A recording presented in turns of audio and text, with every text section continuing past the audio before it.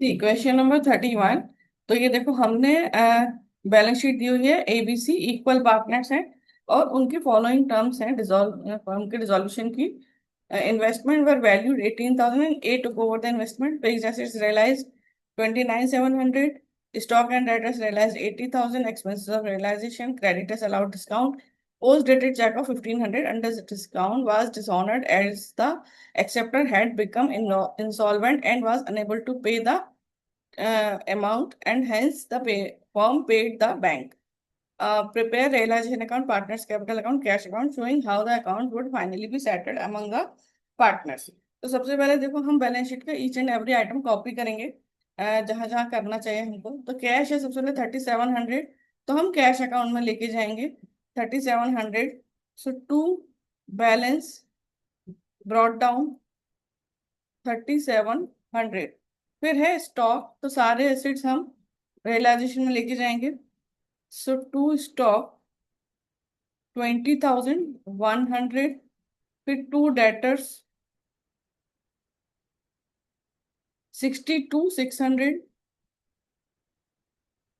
और फिर है लोन टू ए, तो ये हम पार्टनर्स के कैपिटल अकाउंट में ले जाएंगे, क्योंकि एसेट्स में है तो पार्टनर्स के कैपिटल अकाउंट से सेटल कर देंगे। To investment 16,000। To furniture 6,500। और टू बिल्डिंग 23,500। और लोन टू ए था, वो लोन के कैपिटल अकाउंट में ले जाते हैं। सो टू लोन टू ए 10,000। अब इसके बाद है क्रेडिटर्स, तो वो क्रेडिटर्स रियलाइजेशन में जाएगा। By creditors 50,400। फिर जनरल रिजर्व, वो पार्टनर्स कैपिटल अकाउंट में। सो बाय जनरल रिजर्व, सो 12,000 है, इक्वल इक्वल तीनों में डिवाइड कर देंगे। सो 4,000, 4,000, 4,000। और बैलेंस लिख देंगे बाय बैलेंस ब्रॉट डाउन 40,000, 25,000 और 15,000। ठीक है, इसके बाद देखो फॉर, अब सारे हमने सब अमाउंट ट्रांसफर कर दिए हैं। अब for the purpose of dissolution investment were valued 18,000 and a took over the investment, तो ए लेके गया है। सो बाय एज कैपिटल 18,000। तो ये इन्वेस्टमेंट चला गया, इसको हम टिक कर लेते हैं। फिर फिक्स्ड एसेट्स रियलाइज 29,700।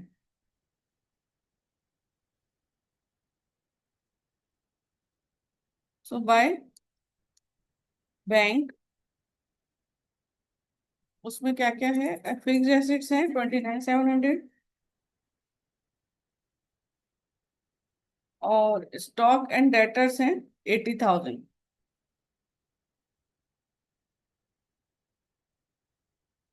ये दोनों कर देंगे 109,700। फिक्स्ड एसेट्स स्टॉक डेटर्स, अच्छा फिक्स्ड एसेट्स में सभी आ गए, ठीक है।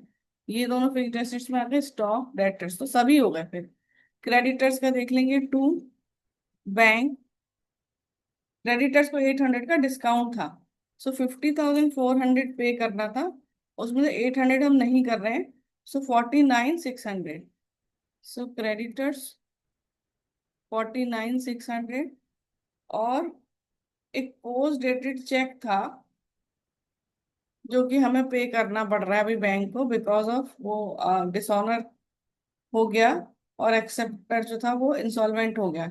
सो 1,500 का हम पे कर रहे हैं, तो ये आ जाएगा टू बैंक 1,500। बस दैट्स ऑल। अब हम निकालते हैं प्रॉफिट है या लॉस है। तो ये टोटल कर लेते हैं पहले हम।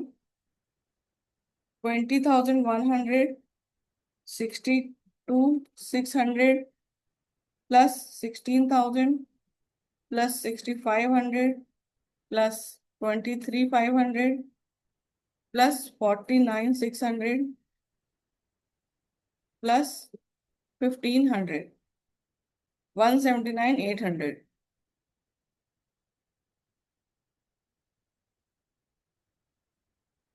फिर इधर से हम इसमें से माइनस करेंगे, -50,400, -18,000, -109,700। तो ये आ जाएगा 1,700।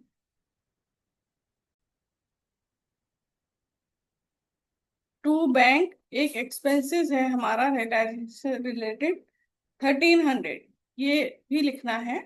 ठीक है। अब हम देख लेंगे, तो अब हमारा लॉस है 3,000 का। So by loss transferred to ABC, A is capital, B is capital, and C is capital. So loss is 3,000. Partners equal ratio. So 1,000, 1,000, 1,000। अब यहाँ हम टोटल कर लेंगे, 179,800 प्लस 1,300, 181,100।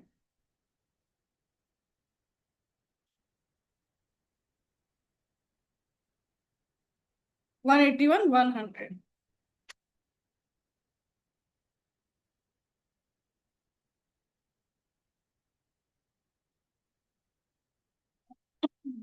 तो अब हम इसे क्लोज कर लेंगे।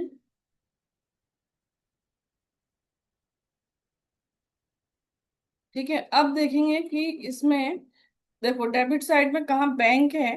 तो ये तीन बैंक लिखने हैं, 49,600,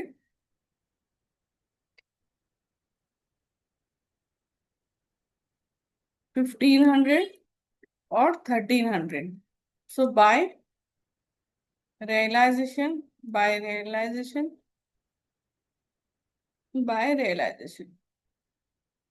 फिर देख लेते हैं, एज कैपिटल है 18,000, तो एक ही में आ जाएगा 18,000 टू रियलाइजेशन। फिर बैंक है 109,700, तो ये बैंक में चला जाएगा, 109,700 टू रियलाइजेशन। और फिर 1,000, 1,000, 1,000 इनके कैपिटल अकाउंट्स में टू रियलाइजेशन। ठीक है। अब हम इनका फाइनल पेमेंट देख लेंगे कि कितना होने वाला है। सो 44,000 ए के केस में, -10,000, -18,000, -1,000, सो 15,000। हमें कितना देना है? 15,000 to bank. 15,000, total is 44,000 and 44,000। फिर यहाँ पर 29,000 और यहाँ पर 1,000 माइनस करके 28,000। और ये है 19,000 और 1,000 करके 18,000, 19,000। अब हम इसको भी क्लोज कर लेंगे।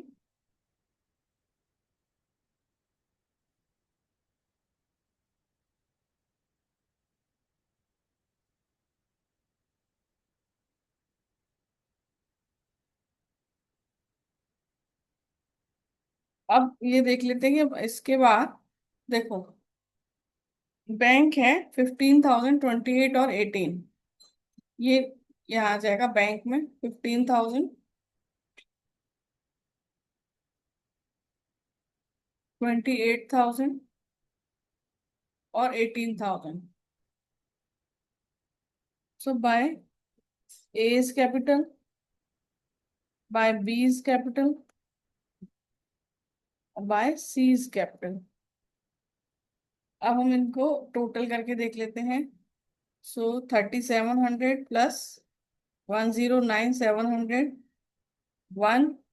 13,400 minus 49,600 minus 1,500 minus 1,300 minus 15,000 minus 28,000 minus 18,000। तो ये आ गया 113,400। तो ये देखो हमारे बैंक अकाउंट मैच हो रहा है, यानी हमारा आंसर करेक्ट है। ठीक है, टोटल मैच, बैंक अकाउंट का टोटल मैच होना चाहिए इसमें, तो हमारा आंसर करेक्ट है। So question is done.